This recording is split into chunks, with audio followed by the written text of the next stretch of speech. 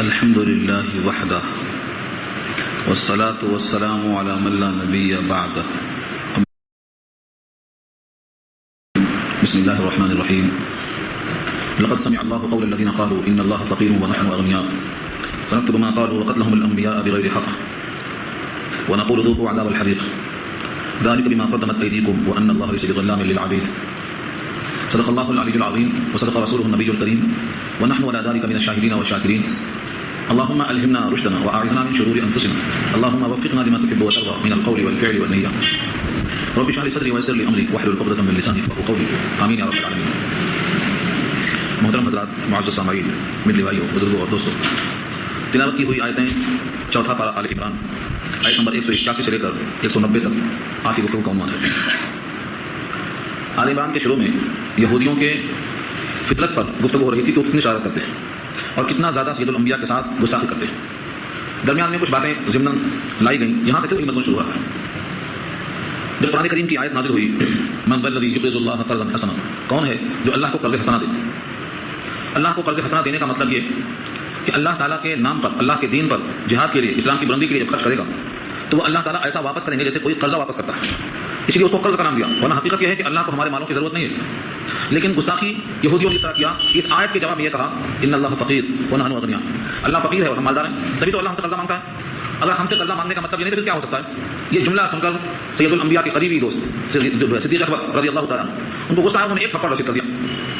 اس نے آ کر شکایت کیا نبی صلی اللہ علیہ وسلم سے کہ مجھے صدیق نے تھپڑ مارا ہے۔ آپ نے کہا کہ اس کی گستاخی ایسی ہی تھی کہ اس کو مارنے کا ابھی تک میرے اندر جو جذبہ تھا وہ ختم نہیں ہوا ہے، کیونکہ اس نے جملہ یہ کہا، اس نے انکار کر دیا، میں نے تو ایسا کہا ہی نہیں۔ اس پر یہ آیتیں نازل ہوئی کہ اللہ نے خود سن لیا ہے اور اللہ نے اس کو لکھ بھی لیا ہے، اور تمہارا صدیق جو کہتا ہے وہ صحیح کہتا ہے۔ اس پر یہ آیت نازل ہوئی۔ اس شخص کا نام بھی لکھا ہے بادشاہ نے، نخاس لکھا ہے اس کا نام، یہودیوں کا بڑا عالم تھا۔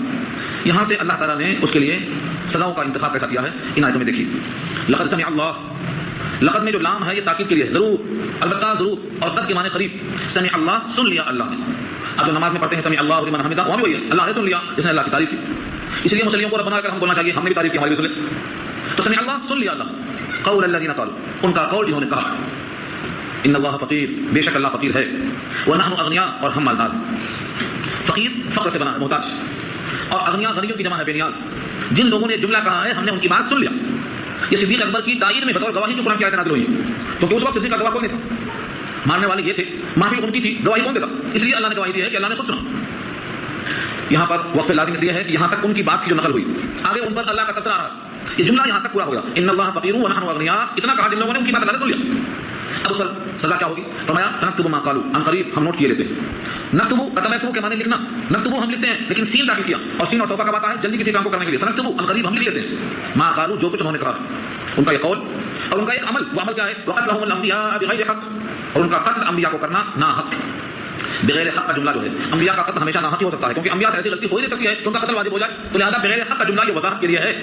ایسا نہیں کہ اگر انبیاء سے کوئی غلطی ہو جائے تو ان کو کسی نے قتل کیا ہوگا اور وہ حق ہوگا، ایسا نہیں ہے، یہ بغیر حق وضاحت کے لیے، نا حق۔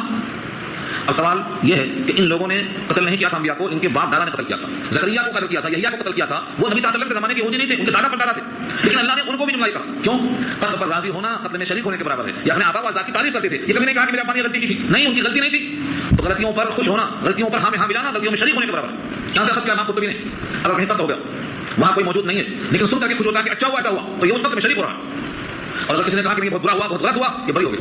تو ان کے ماں باپ نے جو انبیاء کو قتل کیا تھا یہ اس پر خوش ہوتے تھے، اس واسطے اللہ نے ان کو بھی قتل میں شریک کیا، اور کہا ہم نوٹ کیے لیتے ہیں جو انہوں نے کہا، ان کا قول بھی وقتلهم الانبیاء، اور ان کا قتل کرنا انبیاء کو بغیر حق، کسی حق کے ساتھ نہیں۔ ونقول ذوقوا عذاب الحریق، اور ہم کہیں گے، نقولو ہم کہیں گے، یعنی ہمارے حکم سے فرشتے کہیں گے، ذوقوا چکھو، ذائقہ اردو میں بنا اسی سے، ذوقوا اس کا امر ہے، ذوقوا چکھو عذاب الحریق، جلنے کا عذاب۔ یہ کب کہا جائے گا؟ جب یہ آگ میں چلیں گے۔ یہ سب کس وجہ سے ہوا؟ فرمایا ذالک بما قدمت ایدیکم، یہ بدلہ اس کا ہے جو تم نے اپنے ہاتھوں آگے بھیجا۔ ایدیکم تمہارے ہاتھوں نے جو کرتوت کیے ہیں، خود اعمال بد کی بنا پر تم کو یہ محوس دن دیکھنا پڑا کہ تم نے جملہ ایسا کہا، عمل ایسا کیا، ایسا کہ عمل پر خوشی کا اظہار کیا۔ رہا سوال اللہ کی طرف سے، تو اللہ کا رسول کیا ہے؟ وان اللہ لیس بظلام للعبید، اور بے شک اللہ ظلم نہیں کرتا بندوں پر، بندوں پر اللہ ظلم نہیں کرتا بلکہ بندے ایسا کام خود کرتے ہیں۔ یہودیوں کا ایک عمل تو یہ ہو گیا، سید الانبیاء کی نبوت کو نہ ماننے کے لیے یہودیوں نے ایک بہانہ تلاش کیا۔ کیا کہتے تھے؟ کہ اللہ نے ہم کو حکم دیا ہے، ہم نے اللہ سے عہد کیا ہے کہ جب تک کوئی نبی یہ معجزہ نہ دکھا دے کہ صدقات کو، زکات کو آسمان سے آگ آئے اور کھا کے چلے جائے، جب تک یہ معجزہ ظاہر نہ کر دے تب تک ہم اس کو نبی نہ مانیں۔ ہم نے اللہ سے اور اللہ نے ہم سے عہد کیا۔ حالانکہ یہ جھوٹ تھا، نہ ان سے اللہ نے ایسا عہد لیا ہے نہ کہیں موجود ہے، لیکن نہ ماننے کے لیے انہوں نے بہانہ تلاش کیا، اللہ نے اس کا ذکر کیا، الذین قالوا جنہوں نے کہا ان اللہ عہد الینا، بے شک اللہ نے عہد لیا ہے ہم سے، یعنی ہم کو کہہ رکھا ہے۔ امام قرطبی لکھتے ہیں جہاں عہد کا لفظ آئے اللہ کی طرف سے وہاں حکم کے معنی میں ہوتا ہے، عہد الینا اللہ نے ہم کو حکم دیا ہے، ان یہ کہ یہاں پوشیدہ ہے، اللہ نے ان لا ملا دیا ادغام ہو گیا، ان لا نؤمن برسول کہ ہم ایمان نہ لائیں کسی رسول پر، ہم یقین نہ کریں کسی رسول کی بات پر، حتی یہ لمٹ ہے یہاں تک کہ یاتینا بقربان تاکلہ النار، لے آئے وہ ہمارے پاس قربانی کہ اس کو آگ کھا جائے۔ پہلے دستور تھا یہ انبیاء کرام کے زمانے میں کہ وہ قربانی رکھتے تھے پہاڑ پہ، آگ آتی کھا جاتی۔ حابیل قابیل کا قصہ سورہ مائدہ میں آیا ہے، وہاں ایسا ہی قصہ پیش آیا، اس کی قربانی کھا گئی آگ قبول ہو گئی۔ تو یہ دستور تھا، یہ چاہتے تھے کہ ایسا یہاں بھی ہو، سید الانبیاء بھی ایسا معجزہ دکھائیں، انہوں نے یہ کہا۔ یہ ان کا مطالبہ چونکہ غلط تھا کیونکہ ایسا حکم اس زمانے نبوت میں نہیں تھا، ان سے اللہ نے کوئی عہد نہیں لیا، لیکن انہوں نے ایسا کہا، ان کو الزامی جواب دیا گیا۔ کیا جواب دیا؟ قل آپ کہہ دیجیے اے نبی آپ ان سے کہیے قد جاءکم رسل من قبل بالبینات، تحقیق کہ آئے تمہارے پاس مجھ سے پہلے بہت سے رسول نشانیاں لے کر، بالبینات بینات کی جمع ہے، نشانیاں لے کر آئے، وبالذی قلتم اور تم جو کہہ رہے ہو نا وہ بھی لے کے آئے، فلما قتلتموہم پھر تم نے ان کو قتل کیوں کر دیا؟ جب وہ معجزات لے کے آئے تھے اور تمہارا جو یہ معجزہ مطلوبہ یہ بھی لے کے آئے تھے، پھر تم نے قتل کیوں کر دیا ان کو؟ معلوم یہ ہوا کہ اس معجزے کے باوجود بھی تم ماننے والے نہیں ہو، تم نے جب ان کو قتل کر دیا دلائل کے باوجود اور تمہارے اس من چاہے مطالبے کے باوجود، تو تم اس کا جواب دے دو کہ تم نے قتل کیوں کیا، ان کنتم صادقین اگر تم سچے ہو۔ کفار قریش اور دیگر یہ سن کر کے دل میں خیال آ سکتا ہے کہ اگر ایسا معجزہ نبی سے ظاہر ہو جاتا تو کیا حرج تھا، لیکن دلوں کا حال جاننے والے اللہ فرماتے ہیں کہ یہ تب بھی ماننے والے نہیں، یہ تو ایک ادھرمی ہے، اس لیے وہ تکذیب کریں گے۔ یہ معجزہ دکھا دیں آپ تب بھی تکذیب کریں گے اور نہ دکھائیں تب بھی تکذیب کریں گے۔ تو آپ اپنے دل میں غمزدہ ہونے کے بجائے یہ سمجھ لیجیے کہ آپ سے پہلے نبیوں کی تکذیب کی گئی، جھٹلایا گیا، یہ تو ان کی فطرت ہے، لہٰذا ان کی تکذیب کرنے پر غمزدہ نہ ہو۔ فإن كذبوك بس اگر آپ کی وہ تکذیب کریں، آپ کو جھٹلائیں، فقد كذب تو تحقیق جھٹلائے گئے رسل من قبلك آپ سے پہلے بہت سے رسول، جاؤ بالبینات جو لائے تھے نشانیاں، نشانیاں کون کون سی تھیں؟ ہر زمانے کے نبی کی نشانیاں الگ الگ تھیں، جتنے نبی آئے جو معجزات لے کے آئے وہ سب مراد ہیں۔ والزبر اور صحیفے لے کے آئے، زبر کے معنی صحیفے مطلب مختصر کتاب، والکتاب المنیر اور روشن کتاب لے کے آئے، زبور ہے، توریت ہے، انجیل ہے، کتابیں، صحیفے، نشانیاں سب لے کے آئے، ان کی تکذیب ہوئی، لہذا آپ کی اگر تکذیب ہوتی ہے تو کوئی نئی بات نہیں ہے، دل داغ ہونے کی ضرورت نہیں، تسلی دیا اللہ نے۔ اس کے بعد ان کی گستاخیاں کب تک چلیں گی اور ان کی یہ شرارت کب تک چلے گی اور ان کا تکذیب کرنا کب تک چلے گا؟ فرمایا جتنے دنیا میں انسان ہیں سب کو موت کا ذائقہ چکھنا ہے، وہ اس کی لمٹ ہے، اس کے بعد تو ختم۔ اور انسان جب موت تک ہی کر سکتا ہے تو موت بہت قریب ہے، کب آتی کسی کو پتا نہیں، لہذا ان کی تکذیب کا زمانہ بھی بہت مختصر ہے، اس لیے فرمایا کل نفس ذائقۃ الموت، ہر نفس کو موت کا ذائقہ چکھنا ہے، ہر جی کو چکھنی ہے موت۔ وانما توفون اجورکم اور اس کے سوا کچھ نہیں کہ تم پورا بدلہ دیے جاؤ گے، توفون وفا کیے جاؤ گے، اجورکم اجر کی جمع ہے، محنتانہ ملے گا، بدلہ ملے گا، یوم القیامہ قیامت کے دن جب قیامت میں محنتانہ ملے گا، بدلہ ملے گا، تو جن کو نے گستاخی کی ہے گستاخی کا بدلہ دوزخ، اور جنہوں نے وفا کیا ہے اللہ کا حکم پورا کیا ہے اس کا بدلہ جنت، جو جنت میں جائے گا وہ کامیاب، جو جہنم میں جائے گا وہ ناکام، تو جب یہ ناکام ہونے ہی والے ہیں تو ان کی باتوں سے غم کرنے کی ضرورت نہیں ہے، یہ جملہ کہا گیا۔ فمن زحزح عن النار جو دور رکھا گیا دوزخ سے، زحزح کے معنی آتے ہیں دور کرنا، فمن زحزح جس کو دور کر دیا گیا عن النار دوزخ سے، وادخل الجنۃ اور داخل کیا گیا جنت میں، فقد فاز وہ تو کامیاب ہو گیا۔ تو جب کامیابی انہیں کو ملے گی جو جنت میں جائیں گے، کیونکہ دنیا عارضی ہے، یہاں کی عمر عارضی ہے، یہاں کا نفع عارضی ہے، یہاں کی تمام چیزیں فانی ہیں، لہذا ان کی تکذیب سے دل برداشتہ ہونے کی ضرورت نہیں۔ دنیا کتنی ہے؟ وما الحیات الدنیا الا متاع الغرور اور نہیں ہے دنیا کی زندگانی مگر دھوکے کی پونجی۔ وما ما نافیہ ہے، حیات دنیا نہیں ہے الا مگر متاع کے معنی جس کو استعمال کیا جائے، پھینک دیا جائے، اور غرور کے معنی دھوکا، میرا گھر، میرا بنگلہ، میرا باغیچہ، میری فیکٹری، میرا ملک، میں حاکم، ہوا نکل گئی، بنوا کچھ بھی نہیں، سب ختم، تو دھوکا کا اس والا متاع الغرور دھوکا۔ رہا سوال دنیا کی مشقت، دنیا میں ابتلا اور آزمائش، تکلیفیں، تو دنیا میں آزمائش ہوگی، دنیا آزمائش کی جگہ ہے، اسی میں سب کا امتحان ہے۔ لتبلغن فی اموالکم وانفسکم البتہ تم آزمائش میں ڈالے جاؤ گے، لا لام زبر لا مانے البتہ، اور تبلغن ابتلا میں ڈالے جاؤ گے، آزمائش کیے جاؤ گے، فی اموالکم تمہارے مالوں میں، وانفسکم تمہاری جانوں میں، جان اور مال دونوں میں آزمائش ہوگی۔ وَلَتَسْمَعُنَّ مِنَ الَّذِينَ أُوتُوا الْكِتَابَ البتہ تم ضرور سنو گے ان لوگوں سے جو کتاب دیے گئے، کیا سنو گے؟ تکلیف دہ باتیں، تانے سنو گے، تنگ سنو گے، ایسے جملے سنو گے کہ دل میں تکلیف ہوگی، کیونکہ یہ اذیت پہنچانے کے لیے پوری کوشش کرتے ہیں۔ دنیا میں یہ سب چیزیں پیش آئیں گی، ابتلا اور آزمائش، کبھی مال کے ساتھ، کبھی جان کے ساتھ، کبھی ایذا والے کلمات کے ساتھ۔ وَمِنَ الَّذِينَ أَشْرَكُوا آگے فرمایا اوتوا الکتاب من قبلکم تم سے پہلے جتنے بھی لوگ گزرے ہیں ان تمام لوگوں کا حال یہ ہے کہ ان کی آزمائش ہوئی ہے، تمہاری بھی ہوگی، اور کس سے ہوگی؟ وَمِنَ الَّذِينَ أَشْرَكُوا اہل کتاب یہودی ان سے بھی ہوگی، وَمِنَ الَّذِينَ أَشْرَكُوا اور انہوں نے شرک کیا ان سے بھی ہوگی۔ کیسی تکلیف ہوگی؟ فرمایا اذن کثیرا، اذن کی صفت ہے کثیرا، بہت تکلیف، بدگوئی بہت ہوگی، یہ لوگ آپ کی غیبت کریں گے، آپ کی چغلی کریں گے، آپ کی برائیاں تلاش کریں گے، آپ میں عیب تلاش کریں گے، یہ سب تکلیفیں آپ کو ہوں گی۔ تو جس طرح سے اہل کتاب سے آپ سنیں گے تکلیف دہ باتیں، ایسے ہی مشکل سے سنیں گے تکلیف دہ باتیں۔